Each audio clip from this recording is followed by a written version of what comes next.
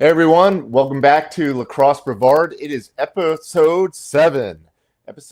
So I'm here, Adam Vasquez, and I'm here with Coach Josh Buzzard. Going to talk about everything going on in Lacrosse Brevard. This is a big week going into districts. Yes, it is. Playoffs are here for local high school teams. So this is going to be a quick episode so Coach and I can get back to the grind of trying to beat each other in a few days. We'll be friendly for the next 15, 20 minutes while we record this, and then we'll be at each other's neck for the next few days. We'll start jumping right into college action. Florida Tech men's team, huge win. It was a 13th versus 14th matchup in Division II. They took on St. Leo this past weekend. They came away with a big 16-8 win. The men's team have been rolling. They're sitting at 9-2 now. Like I mentioned a second ago, they were ranked 13th last weekend. Got another win over a ranked opponent, so you can only see them moving up in the rankings, potentially up into the top 10. They've got a game at home this Wednesday against Florida Southern, and then they go down to PBA on Saturday. And there's no days off in the SSC, so they've got to go handle business in those two games. But if they handle that like they should, they will come back for that season finale against Tampa next Wednesday.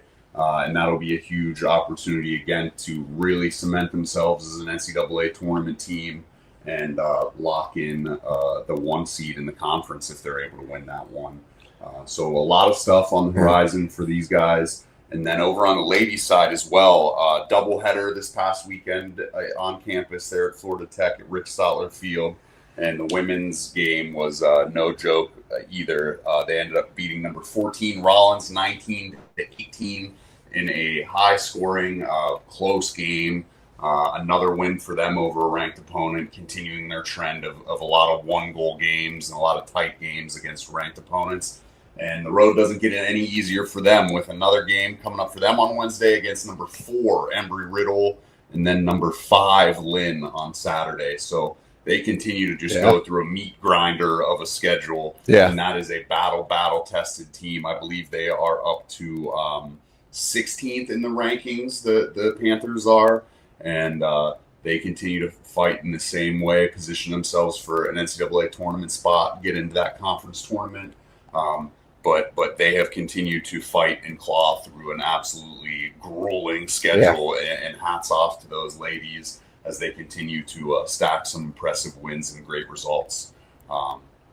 So that kind of wraps up the college coverage for the week. Like we said, both teams have games coming up on Wednesday and Saturday.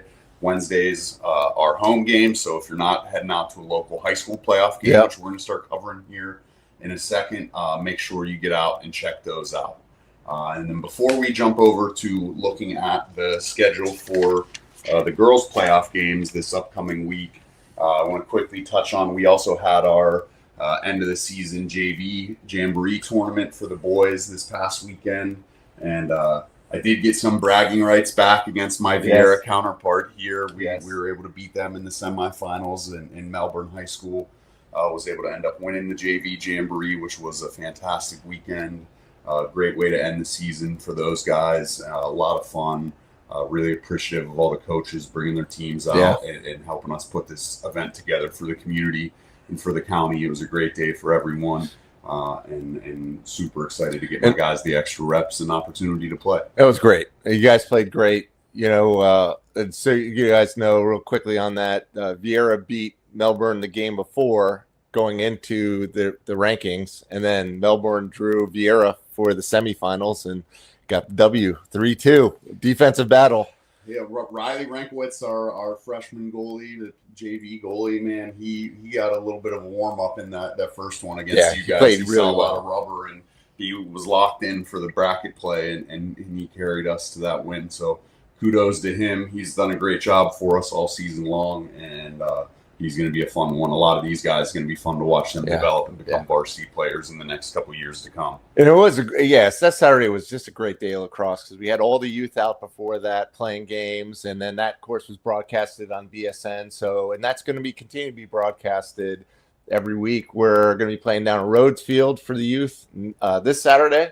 And then we'll be back at Vieira Regional Park the next Saturday. And We got four weeks left, 4 Saturdays left in the youth season. And again, if you're interested, just come on out. And then we've got camps coming up in the first 2 weeks of June for the Space Coast has for youth camps. So that's another great opportunity to come out, and that's all ages. So just come on out. And then of course tryouts for the summer or for summer travel.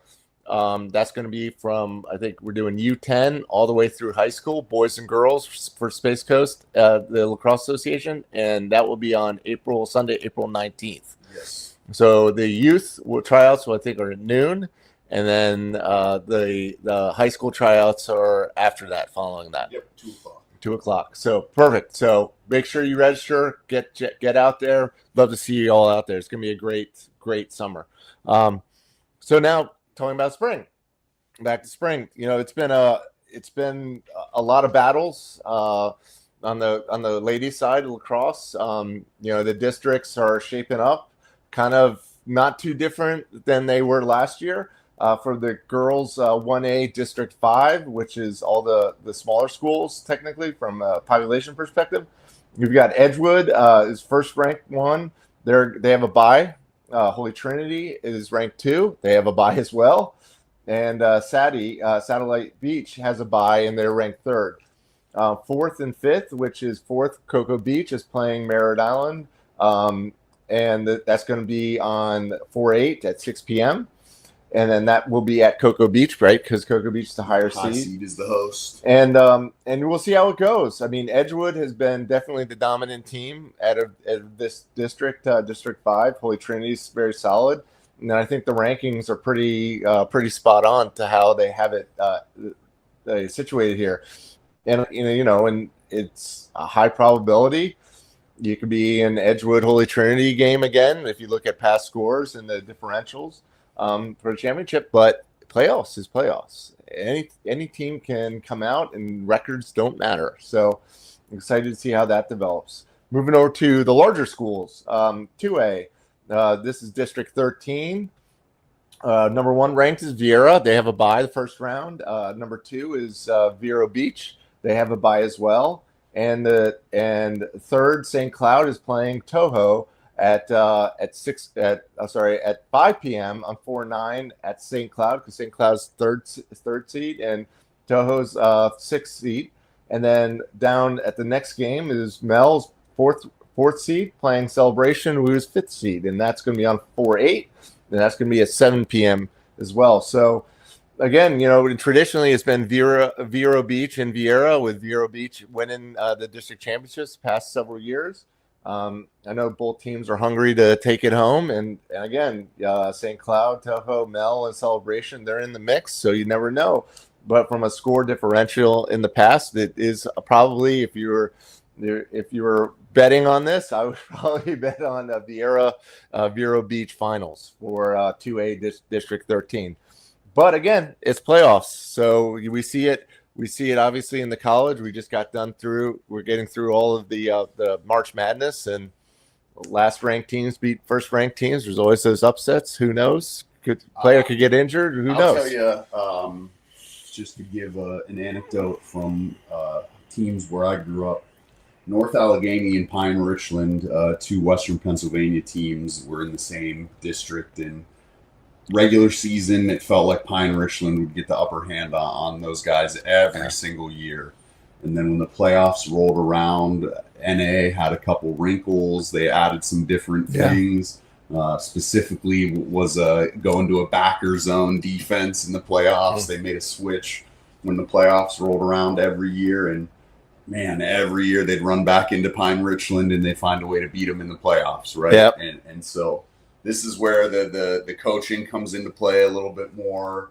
The attention to detail, the coachability of your players come into detail a little bit more, because if you're able to make those adjustments and learn from that first time going against an opponent, if it is a rematch situation, or being able to go watch some film, learn tendencies of your opponents, this is that time where those adjustments can really shine and show and help teams make a run and upset some of the higher seeded opponents. So we'll see how things shake out for the ladies, and we'll transition over to how the boys district brackets broke out.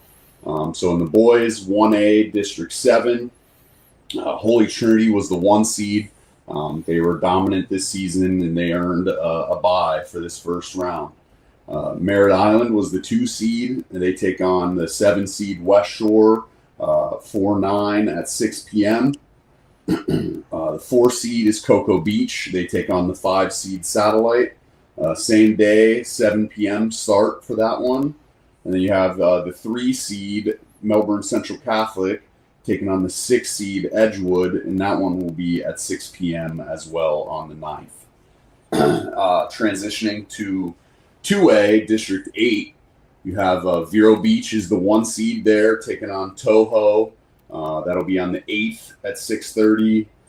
You have the 4 seed Vieira taking on the 5 seed Melbourne. That'll be on the 8th as well at 6:30. You have the 2 seed Lake Nona taking on the 7 seed Freedom, same time and day.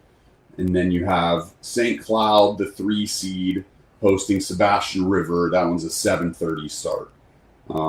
So you look across those 2 sections or districts, you see some rematches. You can see the scores of some of these games from the regular season, especially on the single A side. All these teams played in the regular season. The 2A side, a little bit different. I don't believe that, this is not to be critical of any coaches' scheduling habits or tendencies, because I think we all experience a wide spectrum of this, and I think we've talked about it even on this program, that you can schedule a team 1 year and think you're getting a great matchup, and if they graduate 10 guys or they have a couple guys leave, go to a different school, whatever the case may be, high school sports is incredibly unpredictable. So the way Max Preps and FHSAA take in strength of schedule to account plays a role in some of this seeding and standings. But you have a team like St. Cloud that didn't play Melbourne, Vero Beach this year. I don't believe they played Lake Nona either. So they just haven't played a ton of teams in the district. I know me at Mel High, we've only played Vieira, Lake Nona, and Vero Beach. Like, we only played 3 teams in the district this year in the regular season. So there's a little more unpredictability there on the District 8 side and 2A. Single A, I feel like we have a pretty good handle on what we expect to happen in these matchups. And then kind of staring at that rematch of last year, the Merritt Island Holy Trinity District Championship game rematch, and you project out to that. I don't want to project too much with the 2A because, like I said, there's so much more uncertainty and unknown there. But you look, I know early in the year we were both at that MI Holy Trinity game. It was a BSN game of the week. It was a broadcast, and that was the first game that Merritt Island was playing and coming back off losing a starting goalie. Yes, I think there was some emotional stuff going on within the team at that point in time. They were looking for who was going to become that voice for their defense, who was going to take command, who was going to respond to that adversity. And I think we've seen them come on down the stretch and answer the bell on a lot of those things. And big credit to Coach Guest over there. And I know he'll have them ready to go if they get to that point. And he'll have them playing one game at a time. He won't like hearing us even talk that far ahead. But it's exciting to see who's going to step up, who's going to make a name for themselves here in the playoffs. And this is a fun time of year for all these kids. And I would echo, the styles of teams. When you watch Merritt Island, Merritt Island is obviously a very stout defense. And I would say even less of checks, more of that sort of Maryland style, low percentage shots, these kind of things keep them out in a way. And even from just the team, they're just seem like a more just cohesive team as they play together, meaning they're all playing team offense, team defense, and working together, to get multiple opportunities for multiple players. And you look at Holy Trinity, which obviously is a great team, but I would say Holy Trinity is more of transition, get a lot of goals off of unsettled situations. I think they're probably the best transition team this year in the county. And if they catch you in a scramble or a bad sub or anything, they make you pay for every mistake.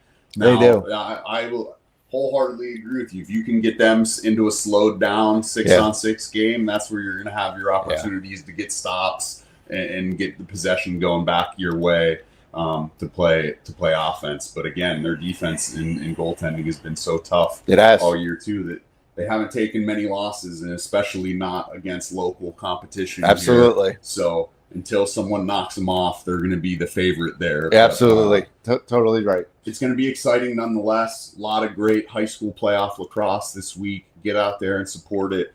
If you're not going to go watch some high school games, get down to Florida Tech's campus on a Wednesday night and watch some great college lacrosse action. And we'll catch you on the next episode, folks. Yeah, and last thing that I would say is I was thinking about this last thought as we talk about this. And I think it's just something important to talk about is coaches and again our players, right? It's like knowing when your team is ready for the playoffs. Yeah, and I think it's just a nice sort of end cap to what we're talking about. It's you read some things. I'd love to hear what you say about what you think are some things that show you signs that, okay, we're ready for playoff. We're a playoff ready team. First off is having that adversity in the season and what you overcome together, whether you win it or not. It's just playing those tough opponents and raising your level of game and looking at the strength of schedule. I don't think strength of schedule helps you for playoff rankings, but it certainly helps your team's season getting ready to play those tight, critical games, those hard-fought battles, right? But most importantly for me, I tell the kids, it's like, I know you're ready for playoffs when you guys are calling the offense on the field. And all we're really doing on the sidelines is making maybe little minor tweaks and subs. Yeah. But that's from a coaching staff. For me, that's my goal is so I'm just subbing on the sidelines and making minor little tweaks if it's a matchup or something else. But you guys are running the games. You guys should be ready at this point. I'll say one thing on that is I'm guilty of almost throwing them into the deep end early and letting them play that way and figure it out. And then when this rolls around, all right, here's the tweaks on that. Here's where you guys need to be a little bit better in doing that and seeing when and why we want to do those things. But yeah, absolutely. If they can go into business for themselves, so to speak, without us having to hold the Xbox controller on the sideline, that definitely helps on this time of year. Absolutely. So any advice or anything to the playoff teams going in the playoffs? Obviously, best of luck to everybody this week. Hope for the best. If you're in there, you're playing without house money. I tell my own guys this. I tell so many kids I coach this, that loosen the grip on that stick a little bit. Stop white knuckling it. You're going to be all right. Loosen that grip. Play loose. Play relaxed, and you're going to be a lot better out there than if you're squeezing the life out of that thing. Great advice. So on that thought, that closes episode 7. We'll be back next week. Will be our final one to kind of talk about the end of the season, the final recap. And it's been great. Yeah. We'll catch you next time. See you guys. Thank you.